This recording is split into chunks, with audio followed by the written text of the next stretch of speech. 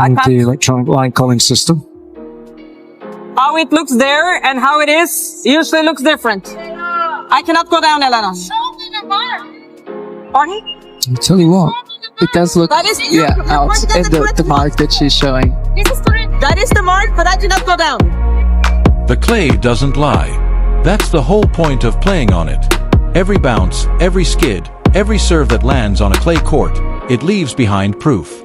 Physical, undeniable, right there on the ground proof. You can crouch down and touch it. You can photograph it. You can point at it from 10 feet away and say, that ball was out. So tell me, what happens when the machine says it wasn't? What happens when the evidence is sitting right there, in front of thousands of people in the stadium, broadcast to millions watching at home, visible to every commentator calling the match, and the one system with the power to make the final call simply ignores it?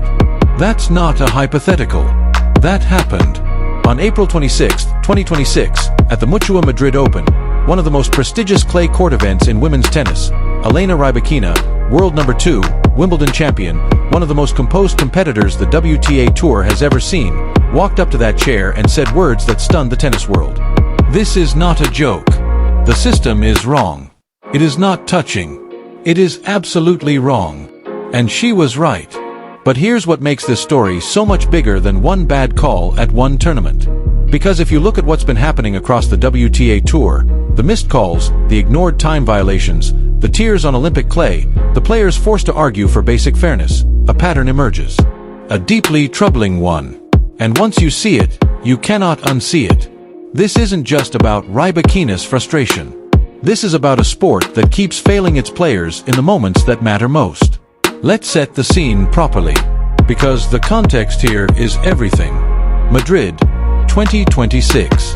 Third round of the WTA 1000 event. Rybakina versus Qinwen Zheng. On paper, this should have been a comfortable win for Rybakina. She had beaten Zheng 4 of their 5 previous meetings. She came in as the clear favorite. But Rybakina herself had admitted before the tournament began that she wasn't yet at her best. She was working her way back, finding her rhythm point by point. And Zheng, she was sharp, precise, serving exceptionally well and controlling the baseline with confidence. She took the opening set 6-4. It wasn't a disaster for Rybakina, it was a warning sign. A reminder that on any given day, in any given match, nothing in tennis is guaranteed. Going into the second set, Rybakina responded the way champions do. She locked in. She started finding her range. She built a lead, 4-1, and the match felt like it was swinging back in her direction. The crowd could feel it. The commentators could feel it. Rybakina was coming. And then, one moment, one serve, one call, one imprint on the clay that changed everything. Zheng put down a delivery. The electronic line calling system, the machine running Madrid's officiating with no human line judges on court, ruled it in. But Rybakina stopped. Didn't play on. Didn't hesitate. She stopped because she had seen something. A mark.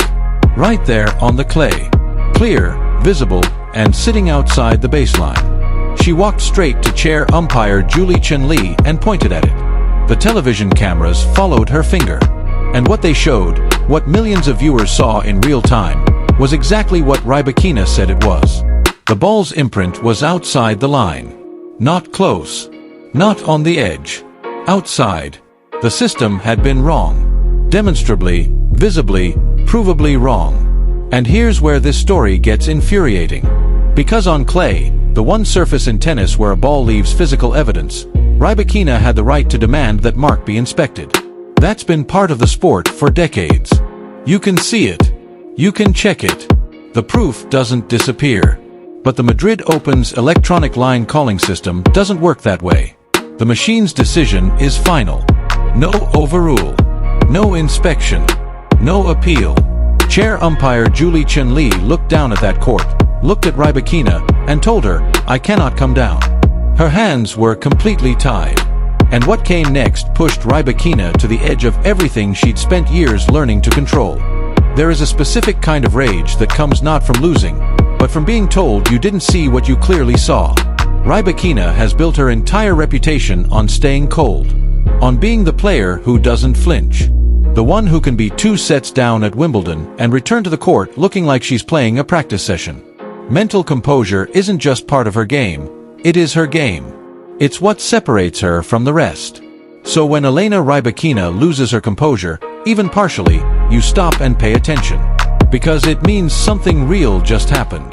She turned to Julie Chen Li one more time. Voice firm. Eyes locked. Frustration barely contained. Well, with this thing, I won't trust it at all. Because there was no mark even close to what the TV showed. Read that again. No mark even close to what the TV showed. She wasn't just saying the call was wrong. She was saying the machine fabricated a result that the physical world contradicted. The clay told one story. The machine told another. And the machine won. The broadcast commentators were stunned. They had the camera angles. They had the slow motion replays. They were calling it out in real time. The mark was outside. But commentators don't make the calls. Officials do. And the official was powerless. The point went to Zheng. A stolen point. In broad daylight. With the evidence lying on the court. Now here's the thing about stolen points in tennis. They compound. A single point can mean a game. A game can mean a set. A set can mean a match. And a match can mean a tournament run, a ranking, a season. Players know this. Every single point carries the full weight of everything that follows it. When Rybakina looked at that umpire and said, "It's kind of a stolen point," she wasn't being dramatic. She was being precise. But then, and this is why Elena Rybakina is a champion, she went back to the baseline and played tennis. She didn't spiral. She didn't let the frustration bleed into her game. She channeled every ounce of that anger into something productive. She won the second set 6-4. She won the third set 6-3. A comeback, 4-6, 6-4, 6-3, completed against a player who had pushed her hard, in a match where she'd been handed an injustice and still found a way through. After the match, she brought up Alexander Zverev. At the very same tournament, 1 year earlier, Zverev had faced a near-identical situation. Wrong call. Clear evidence on the clay. System overruling what human eyes could plainly see. And yet, same result. Machine wins. Player protests. Sport moves on. This is a pattern. Not a glitch. Not a one-off. A pattern. And it raises a question that the WTA, the ATP, and the sports governing bodies have been tiptoeing around for too long. If clay courts are the one surface where we have physical, irrefutable evidence of where a ball lands, why are we allowing a machine to override that evidence? The entire argument for electronic line calling is accuracy. Remove human error. Eliminate the bad calls made in a fraction of a second by line judges under pressure. Make the sport fairer. That's the pitch. And in many cases, on hard courts, on grass, where there's no physical mark to examine, it works. It's an upgrade. But clay. Clay is different. Clay is the one surface where the ball tells you where it landed. The mark is the record. The mark is the truth. And when a machine contradicts that truth, and wins, you haven't removed human error. You've just replaced it with machine error, and made it impossible to challenge. Rybakina is not the only one who's felt this. Not even close. Because while Madrid was generating headlines over her confrontation with the chair, a quieter but equally troubling crisis had been building across the tour. One that isn't about ball marks or line calls, but about time.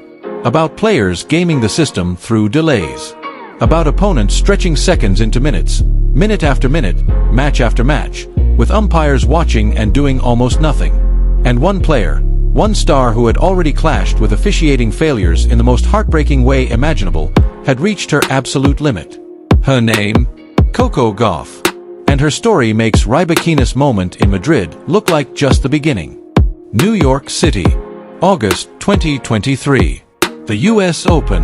Coco Gauff was 19 years old, playing on the biggest stage in American tennis, in front of a crowd that treated her like a hometown hero. She would go on to win that tournament, to lift the trophy, to become a Grand Slam champion before she turned 20. But before any of that happened, before the trophy, before the tears of joy, before the celebration, there was a moment in the first round that showed exactly what players at every level of the sport are being forced to deal with. Her opponent, Laura Siegemund, German veteran, clay court specialist, and, by the numbers, by the data, by the evidence that broadcast crews have now documented across multiple tournaments, one of the most persistent shot clock violators on the women's tour. The shot clock in professional tennis is simple. 25 seconds between points. That's it. It's not complicated. It's not ambiguous. The clock counts down. When it hits 0, the server needs to be ready. If they're not, warning first, then penalty point. Clear rules, consistently written, theoretically consistently enforced. Theoretically, Gauff stayed patient. She stayed professional. She played her game and tried to block it out. But point after point, game after game, Siegemund was going over. Not occasionally. Not once or twice when the moment got tense. Repeatedly. Habitually. As if the clock simply didn't apply to her. Finally, in the third set, Gauff had enough. She walked to the chair and delivered one of the most pointed, composed, and completely accurate challenges you'll see on a tennis court. She went over the clock about 4 times. You gave her a time violation once. How is this fair? On my serve, she has to be ready. Every word was correct. Every word was warranted. Every word was the kind of thing a player should never have to say, because the umpire should have handled it without being told. But here's where the story takes a turn that almost defies belief. When Siegemund was finally issued a penalty point, after all of it, after Gauff had been forced to become the timekeeper herself, Siegemund was the one who erupted. She marched to the chair. She protested. She, the player who had been breaking the rules over and over, was now performing outrage at being penalized for it. And the umpire, who had allowed the situation to deteriorate this far by not enforcing the rules consistently, sat there absorbing it all. Gauff won the match. She won the tournament. But she also said something after the US Open that deserves to be heard by everyone who runs this sport. She wasn't just frustrated about one match. She talked about having to advocate for herself over and over all year because officiating wasn't protecting her. A 19-year-old champion should not be spending mental energy managing an opponent's timekeeping while also trying to win a Grand Slam. That energy has a cost. Every second she spends at that chair is a second she's not recovering, not preparing, not competing. But if the US Open experience was infuriating, what happened to Gauff at the 2024 Paris Olympics was something else entirely. Roland Garros clay. Olympic stage. The whole world watching. Third round against Donna Vekic. Late in the match, a line judge called Vekic's return out. Gauff, seeing the out call, didn't play the ball. Standard procedure. A player doesn't play through a call that's already been made. Then chair umpire John Campistel overruled it. He handed the point to Vekic. Gave her the break. Gave her the commanding lead. And the reasoning. His perception in that moment overruled the line judge who had been positioned specifically to watch that line. Gauff walked to the chair. She was trying to hold it together. He called it out before I hit the ball. It's not even a perception. It's the rules. Then the tears came. Not from losing, from the helplessness of being right and having no recourse. From being a world-class athlete on the biggest stage of the year and watching a preventable officiating error potentially cost you everything. She lost the match. She cried on Olympic clay. And she left Paris calling for video review to be introduced in tennis. A reform that, years later, the sport still hasn't fully committed to. And then there's the story most people missed. Quieter. Younger. But no less powerful. A player who had watched Gauff's experiences and still found herself facing the exact same broken system, against the exact same opponent. Her name is Alex Eala. And what happened to her will make your jaw drop. Alex Eala is 20 years old. She is the most exciting young talent the Philippines has ever produced in tennis. She plays with a confidence and creativity that belies her age, and she carries herself on court with a quiet maturity that makes her dangerous before she even hits a ball. She is not the type of player who complains. That matters. Because when Alex Eala speaks up to an official, when she crosses that line she very rarely crosses, it means something genuinely wrong is happening. Her opponent, Laura Siegemund. Yes. The same Laura Siegemund. The same habits. The same patterns. As if the years had passed and nothing, not the penalties, not the public attention, not the confrontation with Gauff at the US Open, had changed a single thing. Eala, serving, was preparing to toss the ball. And Siegemund turned her back. Walked away. Took her time. Drew out the moment in a way that is technically a violation of the rules every single time it happens. Eala stopped. Walked to the chair. And in a calm, measured, but deeply serious tone, said exactly what needed to be said. Can you watch her time? Because many times she is delaying. I was about to serve and she turned around. This was not an outburst. This was not drama. This was a young professional athlete politely asking an official to do the job they are paid to do. And then the broadcast data came out. Siegemund, during that match, exceeded the shot clock on 85% of her service points. Let that number sit with you for a second. 85%. Not occasionally. Not under pressure. Not in a few high-stakes moments where an extra breath is understandable. 85% of the time she was serving, she was breaking the rules. And doing it in plain sight, with a clock on the screen, with an umpire in the chair, with data being recorded by every broadcast team in the building. Eala won the match. 3 sets. She found the mental strength to push through it, through the delays, through the disrupted rhythm, through the distraction of having to police her opponent's behavior in addition to actually playing tennis. But here's what strikes you when you line these stories up together. Rybakina at Madrid, evidence on the clay, overruled by a machine. Gauff at the US Open, time violations going unchecked until she became the enforcer. Gauff at the Olympics, an overrule that defied the rulebook, and tears on Roland Garros clay. Eala against Siegemund, 85%. 85%. This is not a coincidence. This is not bad luck. This is a systemic failure playing out across courts, across continents, across years. And the players experiencing it are not fringe competitors complaining about marginal calls. They are the world number 2. They are Grand Slam champions. They are the next generation of the sport's biggest stars. If this is happening to them, at this level, with cameras on every angle, with data being recorded in real time, what is happening further down the rankings, where the cameras aren't as close and the scrutiny isn't as intense? The officiating crisis in tennis is not new, but it is accelerating. And the frustrating part, the part that makes you want to throw your remote, is that many of the solutions already exist. Clay courts have physical marks. Use them. If a machine overrules a visible mark, allow for human review. Allow the chair umpire to come down. Allow an independent official to inspect. The evidence is right there on the ground. Use it. Shot clock violations have data. Real-time data. Broadcast teams are tracking every second. If a player exceeds the limit 85% of the time, that isn't gamesmanship, it's systematic cheating. Enforce the rule. Not selectively. Not after the opponent is driven to breaking point. From the first violation. Every time. Video review exists in almost every major sport on Earth. Football. Cricket. Basketball. Rugby. Baseball. Tennis is one of the last holdouts arguing that the current system is sufficient. The players are telling you, loudly and clearly, that it is not. But here's the question nobody in tennis's governing bodies seems to want to answer. If the players know it, if the fans see it, if the broadcast data confirms it, if the clay leaves the mark right there on the court, why isn't anything changing?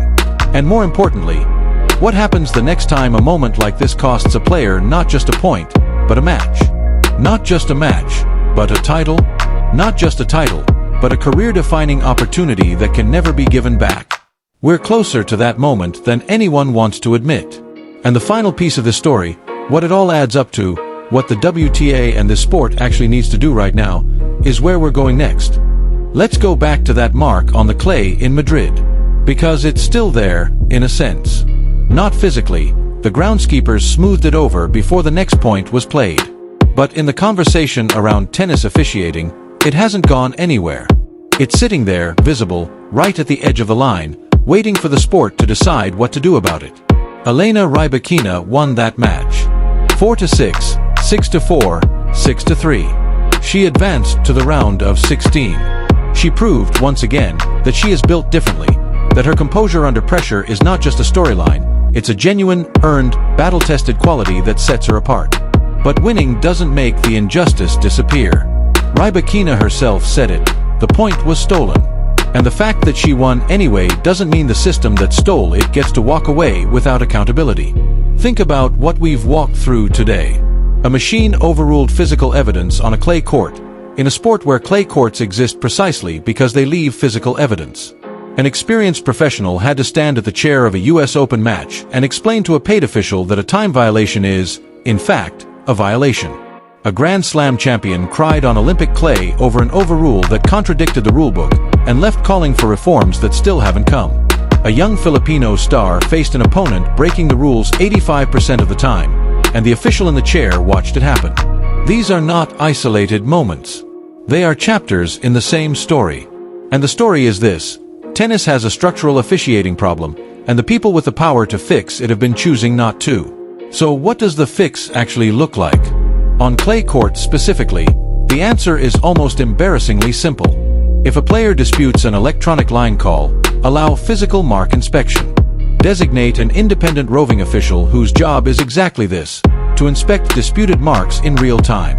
The clay doesn't disappear between the call and the challenge. The evidence is there. Use it. This is not radical. This is common sense applied to a problem the sport has been ignoring. On time violations. Enforce the rule uniformly, from the first point, in every match, regardless of who is playing or what the score is. The shot clock data is already being collected. Make it official. If a player exceeds the limit on more than a defined percentage of points, there should be automatic escalation, a mandatory review, a formal warning at minimum. Umpires should not have to wait until an opponent snaps before acting. The rule exists. Enforce it. On video review, tennis needs to commit. Not a half measure. Not Hawkeye for line calls only. Full video review for disputed rulings, including overrules, foot faults, and any call where a player disputes the umpire's interpretation of the rules. Every major sport has this. Every major sport is better for it. Tennis is not special. Tennis is not above it. Tennis is just behind. And beyond the tactical fixes, there's something deeper here that the sport's leadership needs to confront honestly. The players are speaking. Rybakina, Gauff, Eala, these are not difficult personalities looking for excuses. These are professionals who love this sport, who have given years of their lives to competing at its highest level, who are asking, sometimes calmly, sometimes in tears, sometimes with barely contained anger, for the systems around them to match the standards they hold themselves to. When a world number 2 points at a mark on clay and says, the system is wrong, and she is provably right, the system's response cannot be a shrug. When a Grand Slam champion is crying on Olympic courts over a preventable officiating error and calling for reform, the response cannot be silence. When broadcast data shows a player violating the shot clock 85% of the time without adequate consequence, the response cannot be to wait for it to happen again. The clay leaves a mark.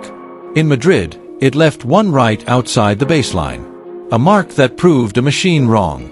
A mark that Rybakina pointed to and said, loudly, clearly, correctly, you cannot ignore this. She was talking about that one call. But she might as well have been talking about all of it. The sport keeps leaving marks.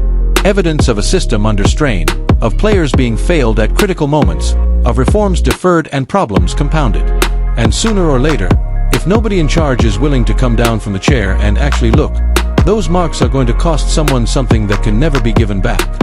Elena Rybakina survived Madrid with her win and her dignity intact. The next player might not be so fortunate. Tennis has the proof. It's right there on the clay. The question is whether anyone is finally ready to do something about it.